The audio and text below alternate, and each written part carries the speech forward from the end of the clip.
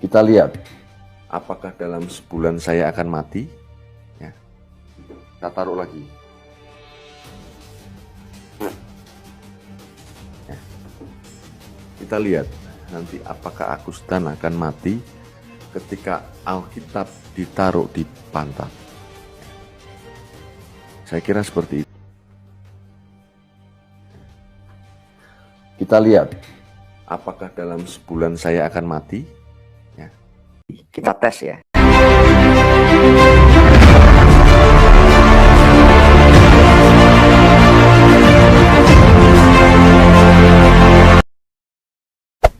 Hey there. Subscribe to my channel. And also press this bell icon. Halo saudara-saudaraku yang terkasih di dalam Tuhan, bertemu kembali dengan saya Rina Solihin dalam channel Rina Menjawab. Teman-teman, apa kabar Anda semuanya? Pasti Anda semuanya sekarang sedang banyak ya menonton sesuatu yang viral ya di dunia YouTube teman-teman, yaitu tentang Agus Setan ya. C-nya tan ya teman-teman ya. Jadi Agus, C-nya tan. Agus Setan. Kita tahu teman-teman sekarang yang sangat-sangat viral sekarang yaitu ketika Agus Setan ini teman-teman mencobai Alkitab ya. Dia mencobai Alkitab. Memang masalah mencobai ini adalah pekerjaan setan ya. Coba mencobai ini adalah pekerjaan setan. Karena Allah tidak mencobai siapapun dan Allah tidak mencobai apapun. Segala sesuatu yang pekerjaannya mencobai, ya itu hanya pekerjaan setan teman-teman. Ya, ketika kita ingat bagaimana setan ini mencobai Tuhan Allahnya sendiri, kita melihat bagaimana setan ini memang makhluk yang sangat-sangat tidak tahu diri ya teman-teman. Dia mencobai Tuhan Allahnya, teman-teman. Ya. Katanya coba ubah batu ini menjadi roti. Kalau engkau memang adalah anak Allah, katanya kepada Tuhan Yesus. Dan Tuhan Yesus berkata, manusia tidak makan dari roti saja, ya, tetapi dari firman Allah. Dan dia terus mencobai Tuhan Yesus, teman-teman, ya. Dia meminta Tuhan Yesus untuk apa? Untuk terjun ya. Jatuhkanlah dirimu katanya ke bawah dari bubungan bait Allah ini jika engkau adalah anak Allah. Begitu ya. Tetapi Tuhan Yesus berkata, janganlah engkau mencobai Tuhan Allahmu. Itu kita bisa baca di Matius 4 ayat 7 teman-teman. Ya. Jadi si iblis ini, si setan ini sedang mencobai Tuhan Allahnya sendiri. Makanya Tuhan Yesus berkata, janganlah engkau mencobai Tuhan Allahmu. Ya. Nah, ini banyak sekali muslim-muslim yang salah kaprah ya memahami ayat ini teman-teman. Seolah-olah dia berkata, tuh kan Yesus malah menyuruh menyembah Allah, menyembah Tuhan Allah. Begitu. Padahal dalam konteks ini Tuhan Yesus berkata kepada iblis yang sedang mencobai dia. Ya.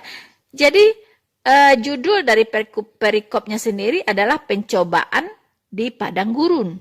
Ya, pencobaan di padang gurun. Siapa yang dicobai? Yang dicobai adalah Tuhan Yesus.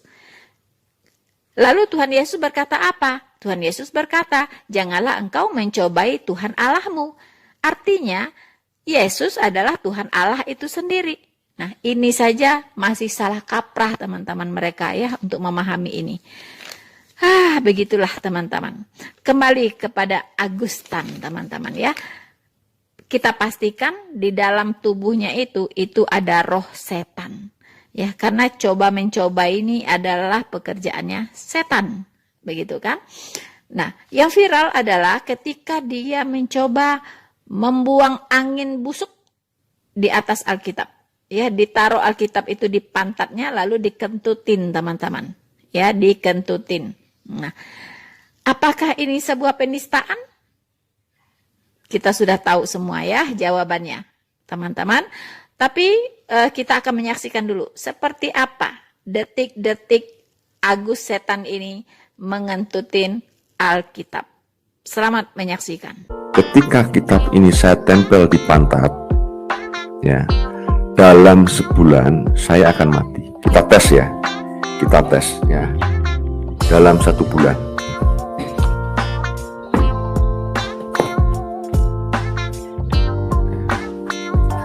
Kita lihat apakah dalam sebulan saya akan mati. Ya. Kita taruh lagi. Ya. Kita lihat nanti apakah Agustan akan mati ketika Alkitab ditaruh di pantat.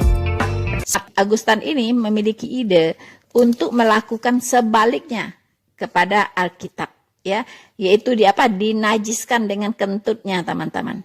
Ya, diperlakukan seperti barang yang tidak ada kuasanya. Itu dia lakukan dan ini cukup menghebohkan, teman-teman, cukup viral. Karena orang melihat itu sebagai sebuah penistaan, ya, penistaan terhadap Alkitab, begitu. Penistaan terhadap kekristenan. Karena Alkitab itu adalah miliknya umat Kristen. So, teman-teman, saudara-saudaraku yang terkasih di dalam Tuhan, pasti banyak di antara teman-teman yang sudah tahu ya, siapa sebenarnya Agustan ini. Agustan ini memang dikenal sebagai mu'alaf yang mulutnya cukup bisa dikatakan bau ya, seperti comberan, teman-teman ya. Kita bisa lihat di jejak digitalnya, itu sering sekali mengucapkan kata-kata penistaan, penghujatan ya, terhadap kekristenan, terhadap Tuhan Yesus, dan terhadap umat Kristen, teman-teman.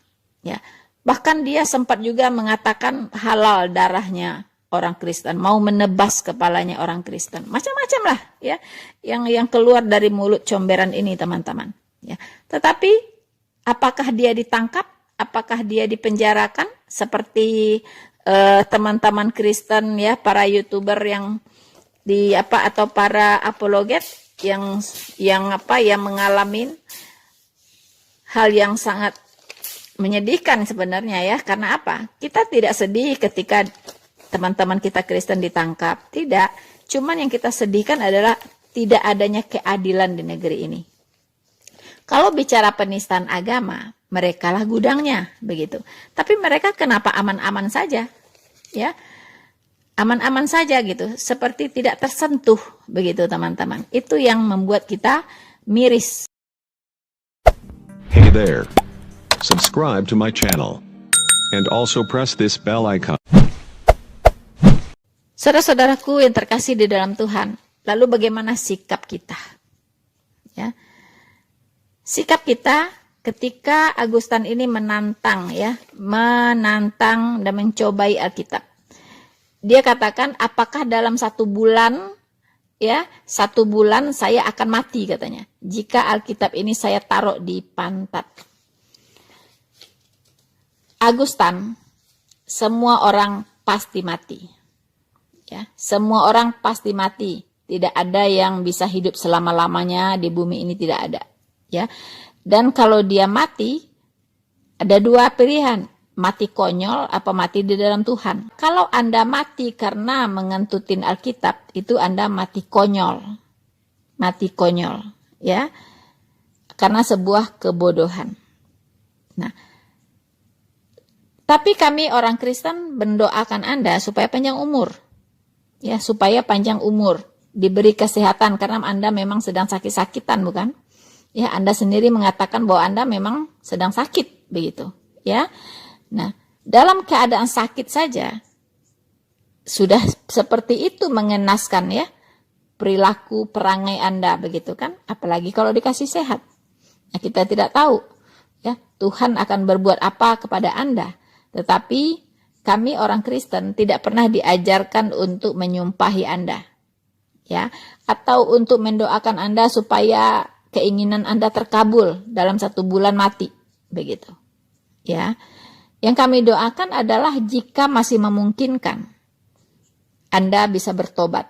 Ya, diberi kesehatan, umur panjang, kemudian Anda bertobat dari jalan yang sesat. Ya. Tetapi saya ragu, begitu ya, karena Anda sudah pernah menghujat Roh Kudus. Ya. Alkitab mengatakan bahwa menghujat Roh Kudus itu adalah dosa yang tidak berampun. Anda berbuat dosa kekal, tidak ada pengampunan. Ya. Nah, jadi artinya Anda mau mati, mau hidup, tetap aja konyol. Begitu kan? Nah, mau mati, mau hidup, nggak ngaruh gitu sama Tuhan Yesus. Ya, jadi Anda tidak mati pun nggak ngaruh, Anda mati pun nggak ngaruh gitu. Ya terserah Tuhan saja, begitu kan?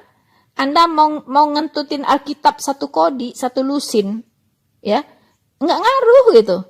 Ya, Anda mau mati nggak ngaruh, Anda hidup juga nggak ngaruh, gitu. Ya kan, jadi terserah saja gitu.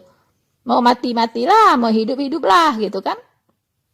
Nah, tapi kan kasihan saja anak Anda kan masih kecil-kecil, ya kan ya. Nanti kalau Anda meninggal, bagaimana mereka? Apakah Anda punya asuransi? Kalau Anda tidak punya asuransi jiwa, nah itu sangat menyedihkan, begitu kan ya. Nah, jadi kalau bisa ya sebelum 1 bulan ini Anda bukalah dulu polis asuransi. Tapi saya khawatir Anda juga tidak akan lolos diterima karena sudah sakit jantung ya. Kalau sudah mengalami penyakit kritis, ya tidak ada lagi yang bisa diterima. Jadi nasabah asuransi begitu. Iya kan? Terlambat juga ya. Nah, Agustan. Jadi orang ya jangan konyol-konyol amat lah gitu kan. Yang berkelas lah begitu. Ya, sampai mengentutin Alkitab itu untuk apa? Untuk apa? Alkitab itu saya katakan sekali lagi memang bernilai ya untuk orang Kristen. Karena isinya adalah firman Tuhan. Isinya adalah petunjuk jalan menuju keselamatan atau sorga. Alkitab kalau saya katakan itu GPS. Ya, GPS menuju sorga. Ya, kalau Anda tidak pakai Alkitab untuk ke sorga, pasti nyasar. Nyasar saya jamin. Ya, makanya ada tertulis, ada jalan disangka orang lurus, tapi ujungnya menuju maut. Begitu. Ya, disangka lurus, tapi melenceng sebenarnya. Ya kan? Dan ujungnya menuju maut. Kalau mau mencapai sorga, ya satu-satunya cuman melalui Alkitab jalannya. Tidak ada yang lain. Begitu. Ya. Tetapi sekali lagi, kami tidak memberhalakan Alkitab. Ya. Nah, Alkitab itu ada 2 ya bagiannya, yaitu secara fisik dia adalah berbentuk kertas. Ya, kertas, kemudian ada tulisan-tulisan. Ya. Tetapi secara hakikat dia itu adalah firman Allah yang memiliki kuasa. Ya, firman Allah yang memiliki kuasa. Begitu. Jadi iblis ini dari zaman dulu sampai hari ini teman-teman tidak tinggal diam untuk mendiskreditkan Alkitab, termasuk menaruh Alkitab di pantatnya dan dikentutin. Ya, itulah pekerjaannya si setan ini. Begitu. Ya, si Agus setan ini, teman-teman. Nah, sekarang pertanyaan kita, bagaimana sikap kita sebagai orang Kristen? Ya. Sebenarnya kita tidak diajarkan ya. Kalau ada orang menista kekristenan, menghujat kita, itu kita tidak punya budaya adu-mengadu begitu. Tidak punya budaya mengadukanlah ke polisi, adukan supaya dia ditangkap. Iya kan? Paling kita viralkan saja, ya. Kita viralkan supaya pihak-pihak yang berwenang melihat kejadian itu. Lalu apakah mereka tersentuh rasa keadilannya? Apakah tersentuh seperti Menteri Agama, seperti pihak kepolisian, ya, seperti Menko Polhukam atau seperti Kapolri, ya? Apakah Anda tersentuh atau tergelitik rasa keadilannya di sini? Atau biasa-biasa saja begitu? Nah, disinilah diuji ya sekarang ya. Memang ini adalah delik aduan teman-teman. Penistaan agama itu adalah delik aduan. Jadi kalau nggak ada yang ngadu, nggak diproses gitu. Kalau ada yang mengadu, lihat dulu mayoritas atau minoritas. Kalau minoritas, abaikan saja. Kalau mayoritas, cepat-cepat ditangkap, ya kan? Cepat-cepat dijemput. Nah, itulah ya yang terjadi, teman-teman. Itulah yang terjadi di negeri ini. Makanya kelompok-kelompok mayoritas ini yang sejenis dengan si Agus Setan ini tidak ada rasa takut atau rasa takut akan ditangkap, nggak ada gitu. Karena memang mereka kebal hukum. Saya juga nggak ngerti apakah pihak-pihak yang berwajib merasa berat memproses mereka, menangkap mereka, dan menjebloskan mereka ke penjara. Karena apa ya? Karena ada beban mental begitu. Ya kan? Takut dilaknat oleh Allahnya kalau menangkap para ustadz yang penghujat ini begitu. Ya kan? Nah, saya tidak tahu apakah memang tidak berani karena itu ya, karena takut dilaknat gitu kan, diazab gitu kan. Nah, teman-teman, tapi cobalah siapa Anda ya di Indonesia ini yang memang tugasnya adalah menjaga keamanan, menegakkan keadilan di negeri ini. Dan Anda itu adalah para penegak hukum. Ya, para penegak hukum, dan tegakkanlah hukum itu seadil-adilnya. Seharusnya penistaan agama ini tidak perlu delik aduan. Ya, kalau penegak hukum sudah melihat kejadiannya dan sudah viral, menyaksikan sendiri, tahu orangnya, pelakunya, tahu persis apa yang dia katakan, tangkap begitu. Tidak usah nunggu diadukan dulu, tidak usah. Ibaratnya maling udah di depan mata nyopet, atau maling sudah di depan mata membegal orang, karena nggak ada yang ngaduin, ya udah biarin aja gitu ya, gitu, begitu. Atau ada orang yang sudah menabrak orang gitu, ya udahlah, nggak ada yang ngadu, liatin aja gitu, nggak bisa. Jadi seharusnya penistaan agama ini bukan delik aduan, ya seharusnya, karena ini dampaknya lebih daripada orang tukang begal itu. Kalau tukang begal itu korbannya cuma satu, yang dia begal aja gitu, ya kan. Tapi kalau dia melakukan penistaan agama, ya kan, itu dampaknya luar biasa untuk bangsa ini. Akan menimbulkan perpecahan, desintegrasi bangsa. Anak-anak bangsa akan saling mencurigai, ya kan. Akan timbul ketidaktentraman. Ya kan? Karena ini bicara tentang ketidakadilan. Jadi dampaknya luas sekali. Ya. Luas sekali gitu. Bisa menggoyahkan sendi-sendi berbangsa dan bernegara. Ya. Jadi tolonglah ya pihak-pihak yang berwenang, terutama Menteri Agama. Saya percaya Anda menyaksikan ini karena ini sangat viral di YouTube. Ya, sudah viral kemana-mana. Dan apakah Anda diam saja? Akan diam saja? Begitu. Bukan masalah Alkitabnya. Kami tidak memberhalakan Alkitab. Tapi yang kami sayangkan adalah tindakannya. Ya, yang begitu konyol. Ya, melecehkan kitab suci orang lain begitu. Nah, ini kalau soal Alkitabnya nggak masalah, mau Anda bakar, mau Anda kentutin, mau Anda, no problem. Ya, firman Tuhan itu tetap berkuasa. Tidak berubah dulu, sekarang, sampai selama-lamanya. Sejarah sudah membuktikan itu. Mau diapain pun Alkitab itu tetap eksis. Nggak akan bisa dibendung, tidak akan bisa dimusnahkan. Ya, tapi yang kita pertanyakan adalah, di mana keadilan di negeri ini? Di mana keadilan? Ya, kalau kelompok minoritas baru bicara sedikit langsung tangkap, ya kan? Langsung penjarakan. Ini sudah mengentut-ngentutin kitab suci orang lain. Akankah dibiarkan? Begitu. Ya, saya yakin nih Menteri Agama melihat, mungkin Kapolri juga melihat. Apakah masih menunggu orang mengadukan? Anda saja yang mengadukan sendiri. Iya kan? Menteri Agama saja yang mengadukan. Begitu.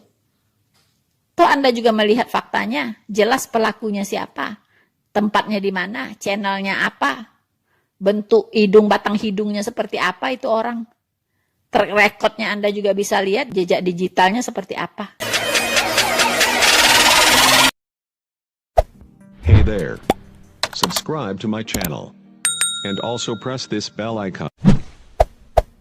Teman-teman, kali ini kita sedang melihat bagaimana seorang Agus Tan, lagi-lagi kerasukan setan, teman-teman. Ya, dia punya masalah dengan Andre Tunggal, tetapi dia menghujat kekristenan secara luar biasa. Ya, mengatakan Kristen itu begini dan begitu, begini dan begitu. Bagi saya, kalau dia direct berbicara tentang masalahnya dengan Andre Tunggal, no problem. Tapi karena dia sudah menghujat kekristenan sedemikian rupa, ya, menghujat kekristenan sedemikian rupa, dan kalau saya perhatikan videonya teman-teman, itu dia ngomong itu udah ngelantur sana sini, ya, kontradiktif. Dia berbicara kelihatan sekali tidak berpikir, teman-teman. Ya, apa yang dia bicarakan dia bantah sendiri, gitu ya. Dia bicara, dia bantah sendiri, teman-teman. Kali ini saya akan memberikan komentar saya, memberikan suatu respon yang berbeda, di mana firman Tuhan yang akan menegur Agus Tan ini, teman-teman. Ya, biarlah firman Tuhan yang menegurnya, teman-teman ya. Dan kita lihat apa hasilnya. Selamat mendengarkan.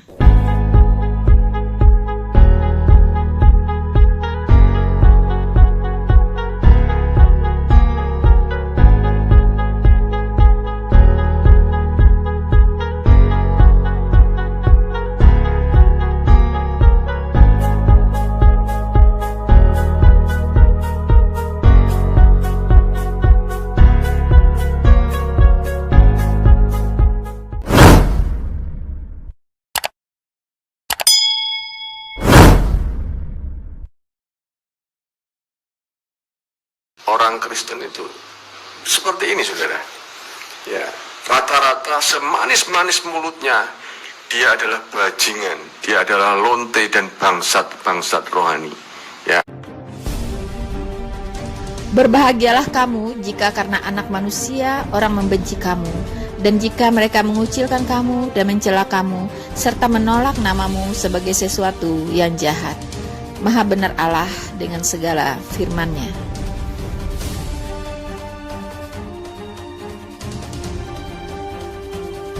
Sampaikan dengan lembut, saya pun akan lebih lembut. Jika disampaikan dengan kasar, saya akan 2 kali lebih kasar. Ya. Jika disampaikan dengan 1 hujatan, saya akan memberikan 3 hujatan. Nah, itu saya. Ya. Artinya terserah orang mau berpendapat apa. Dan janganlah membalas kejahatan dengan kejahatan, atau caci maki dengan caci maki. Tetapi sebaliknya, hendaklah kamu memberkati, karena untuk itulah kamu dipanggil, yaitu untuk memperoleh berkat. Sebab siapa yang mau mencintai hidup dan mau melihat hari-hari baik, ia harus menjaga lidahnya terhadap yang jahat, dan bibirnya terhadap ucapan-ucapan yang menipu. Maha benar Allah dengan segala firman-Nya. Dulu sih siapa ini? Layar teologi ya. Saya kalau tahu itu apalagi menyinggung prinsip keimanan orang Kristen, orang Islam marah-marah, suka marah-marah. Enggak. Kami dengan jujur, kami dengan apa adanya, kami mempermuliakan Tuhan kami, Nabi kami. Kalau ada yang melecehkan, kami nggak terima. Akan tetapi, mereka menghujat segala sesuatu yang tidak mereka ketahui. Dan justru apa yang mereka ketahui dengan nalurinya seperti binatang yang tidak berakal, itulah yang mengakibatkan kebinasaan mereka. Celakalah mereka karena mereka mengikuti jalan yang ditempuh Kain, dan karena mereka oleh sebab upah menceburkan diri ke dalam kesesatan Bileam, dan mereka binasa karena kedurhakaan seperti Korah. Maha benar Allah dengan segala firman-Nya.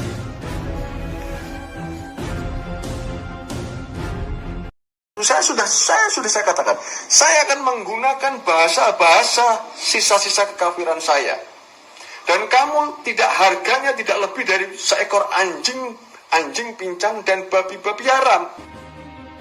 Dengar dan camkanlah, bukan yang masuk ke dalam mulut yang menajiskan orang, melainkan yang keluar dari mulut, itulah yang menajiskan orang. Maha benar Allah dengan segala firman-Nya. Catat itu, Ndri. Ya, saya harap malam hari ini kamu menonton ini. Ya. Kalau orang-orang seperti ini, kalau saya ketemu kamu, saya tebas leher kamu. Betul. Saya tebas leher kamu. Wawai demi langit dan bumi. Ya. Kalau saya tahu, saya tebas leher kamu.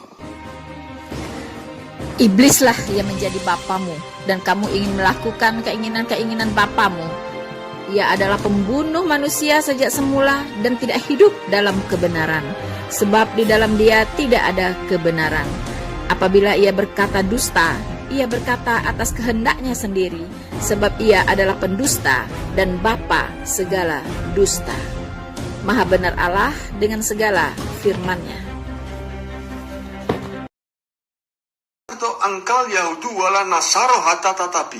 Mereka ini kaum bajingan-bajingan, kaum bangsat-bangsat yang tidak bisa dipercaya mulutnya, apalagi hatinya, apalagi kelakuannya.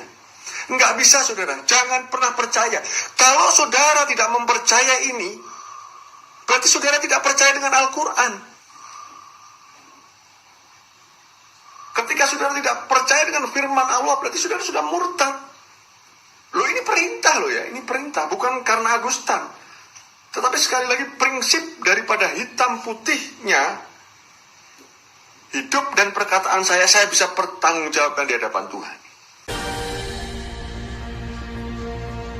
Tuhan Yesus mengajarkan kita semua, jika iya, hendaklah kamu katakan ya, jika tidak, hendaklah kamu katakan tidak.